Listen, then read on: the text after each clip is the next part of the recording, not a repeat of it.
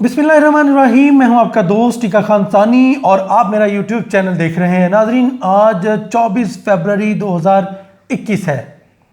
मैं आज आपको एक तो बहुत सारी खबरें एक साथ शेयर करूंगा और साथ ही कुछ जहांगीर खान तरीन के बारे में मैं स्टैटिस्टिक्स पेश करना चाहता हूं। आज कुछ अदाद शुमार पेश करूंगा और यकीनन उसके बाद आपको अंदाज़ा होगा कि जहांगीर खान तरीन अब करने क्या जा रहे हैं।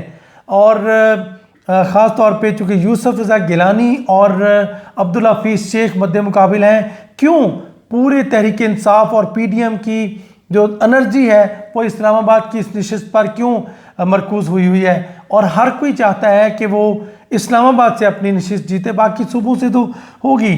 नाज़रीन, चूँकि ऐवान जो है वो 242 का ऐवान है और इस्लामाबाद में चूँकि सूबाई असम्बलियाँ भी मुंतखब करती हैं सेनेटर्स, इसके साथ साथ 2 सेनेटर्स इस्लामाबाद से होते हैं और 2 ख़वातीन नशिस्तों पर 4। चूँकि इस वक्त सिर्फ 2 सेनेटर, एक सेनेटर हैं जो कि अभी मौजूद हैं इस्लामाबाद की नशिस्त पर और एक का इलेक्शन होना है और एक रिज़र्व सीट पर। उस हवाले से जो एक नशिस्त है इस पर हैं तहरीक इंसाफ के अब्दुल हफीज़ शेख और दूसरी तरफ PDM और सारी जमातों के मुश्तरका उम्मीदवार यूसुफ रज़ा गिलानी। अब 342 का ऐवान, उसमें से जो अक्सरियत हासिल करेगा वही सेनेटर बनेगा। अगर तहरीक इंसाफ ये नशिस्त लूज़ करती है तो फिर इखलाकी तौर पर हुकूमत अपनी अक्सरियत चूँकि खो देती है और इखलाकी तौर पर जवाब जो है वो नहीं रहता और हुकूमत के ऊपर दबाव आ जाता है। हुकूमत जो है वो मुश्किलात से दो चार हो जाती है। इस हवाले से जहांगीर खान तरीन जो है अब उनका क्या रोल है। सबसे पहले मैं बताऊंगा कि 272 नशिस्तें जो हैं उस पर बराह रास्त इलेक्शन होता है पूरे पाकिस्तान में कौमी असम्बली की 272। बाकी जो माइनॉरिटीज़ हैं और उसके बाद फिर ख़वातीन की मखसूस नशिस्तें हैं, ये मिला के 342 का 70 ये नशिस्तें हैं जो माइनॉरिटीज़ की आ जाती है, मखसूस नशिस्तें आ जाती हैं।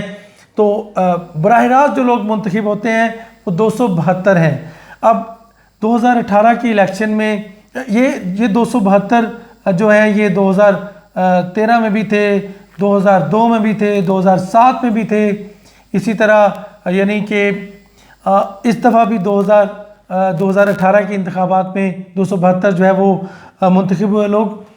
इनमें से पंजाब में 141 MNA होते हैं जो मुंतखब भी हुए। और ख़ास तौर पे अब मैं अगर बात करूं जनूबी पंजाब की, तो जनूबी पंजाब में 40 नशिस्तें हैं जिनमें से 30 तहरीक इंसाफ ने जीती हैं। तहरीक इंसाफ ने वहाँ से अक्सरियत हासिल की और चूँकि जो यूसुफ रज़ा गिलानी है उनका ताल्लुक़ भी जनूबी पंजाब से है और जहांगीर खान तरीन का ताल्लुक़ भी जनूबी पंजाब से है। तो 2018 के इलेक्शन में एक तो टिकटें दिलवाने में भी जहांगीर खान तरीन का बहुत अहम रोल रहा। उन्होंने जो कैंडिडेट्स थे, अच्छे कैंडिडेट से उनको टिकट दिलवाए और यकीनन जब किसी को टिकट दिलवाया हो तो वो यकीनन एहसानमंद तो होता है। और फिर उसके बाद कुछ ऐसे घराने जिनके साथ जहांगीर खान तरीन के बराह रास्त ताल्लुकात हैं, तो 4 से 5 लोगों को उन्होंने अपने ताल्लुकात की बुनियाद पर शामिल करवाया और कुछ जो थे आज़ाद कैंडिडेट और बाकी लोग जो थे उनको आके वज़ीर आज़म से मुलाकात करवाई।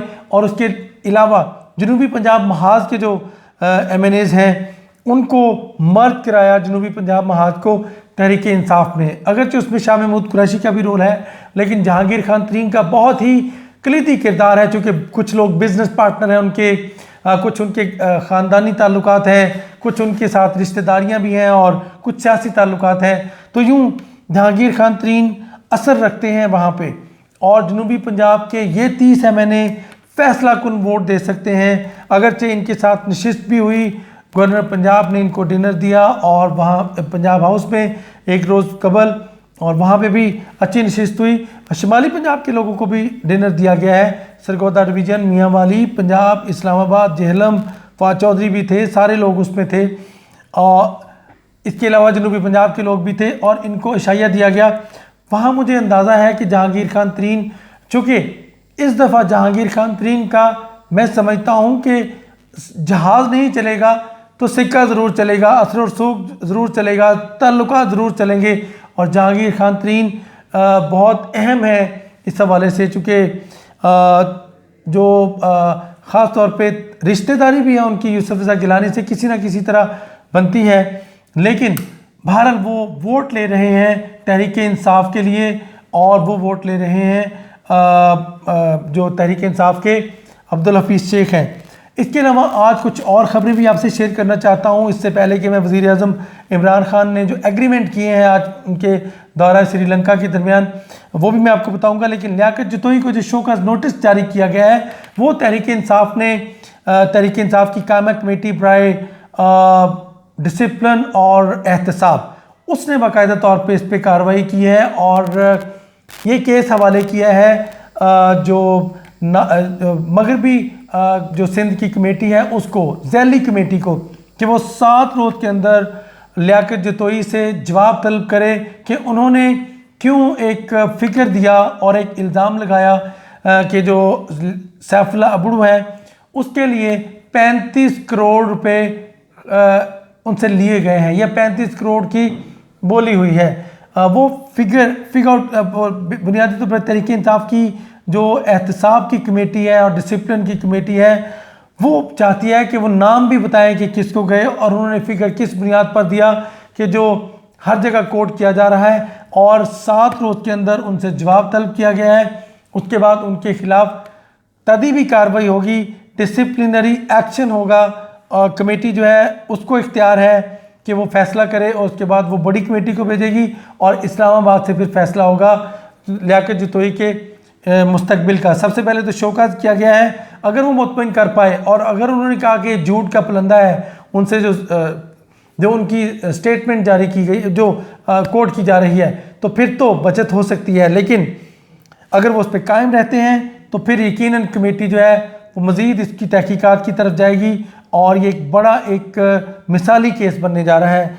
इसी तरह दूसरी तरफ मैं बात करूँगा जो वज़ीर आज़म की हिदायत पर वज़रा की 3 रुकनी कमेटी बनी थी, उसका भी आज इजलास हुआ है और उसने उन तमाम MPs जो कि उस वीडियो में नज़र आ रहे हैं पैसे वसूल करते हुए, उनको शोकास जारी किया है, उनको 7 रोज़ के अंदर उनसे जवाब तलब किया है और उनको कमेटी के रूबरू पेश होने की हिदायत की है कि वो आके अपनी सफाई में अगर कुछ कहना चाहते हैं तो वो आके उसकी वजाहत दें। यकीनन 7 रोज़ के अंदर कमेटी दोबारा अपने इजलास में उनको बुलाकर उनसे सवाल जवाब करेगी और उनकी बेगुनाही के हवाले से वो अगर जवाब पेश कर सके तो ठीक, अदरवाइज़ ये केस भी मिसाली बनने जा रहा है और इसमें कई नाम हैं। ख़ास तौर पे जो उस वक्त के MPs थे, 20 के ख़िलाफ़ तो कार्रवाई हुई है, अब मज़ीद कार्रवाई होगी और कमेटी जो है, चूँकि कमेटी वज़रा की कमेटी है जो वज़ीर आज़म को रिपोर्ट पेश करेगी और इस रिपोर्ट के ऊपर फौजदारी मुकदमा दर्ज होंगे।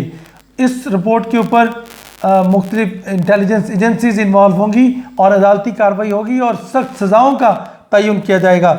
और उनको कहा गया है कि वो पेश होकर वजाहत दें और उसके साथ साथ न सिर्फ MPs को, उस वक्त के MPs को बुलाया गया है, बल्कि इस कमेटी ने उन तमाम सेनेटर्स, जो कि 4 सेनेटर्स हैं जो वहाँ से मुंतखब हुए, उनके कम वोट थे और उनसे भी वजाहत तलब किया है कि वो बताएं कि क्या उनके लिए किसी ने गिव एंड टेक किया, क्या ये पैसे उनके लिए इस्तेमाल किए गए, फिर नहीं तो वो फिर कैसे सेनेटर मुंतखब हुए, कैसे वो कम सीटें थी और कैसे उन्होंने ज़्यादा वोट हासिल कर लिए।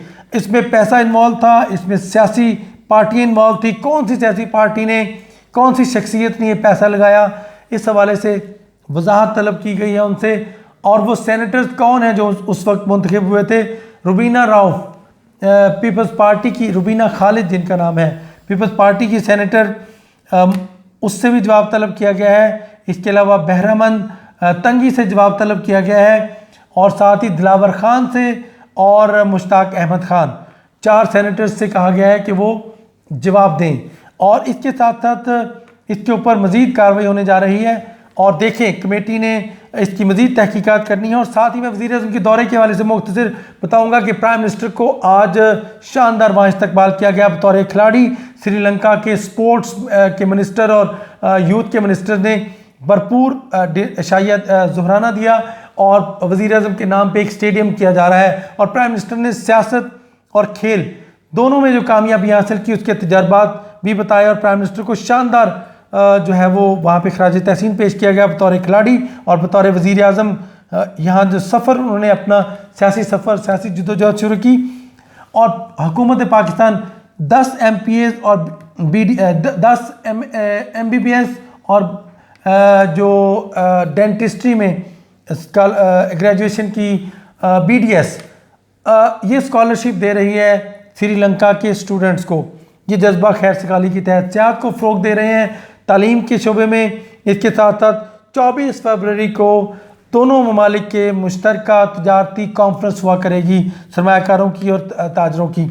इसके साथ साथ तहज़ीब व सकाफ़त के हवाले से मुख्तलिफ़ यूनिवर्सिटीज़ में बुद्धा की, चूँकि यहाँ पे जो हमारे पास आसार कदीमा के हवाले से जो मुख्तलिफ़ मुकामात हैं वो उनके लिए ओपन किए जाएंगे। $1 अरब दोनों ममालिक का तजारती हुजम जो है उसको बढ़ाया जा रहा है।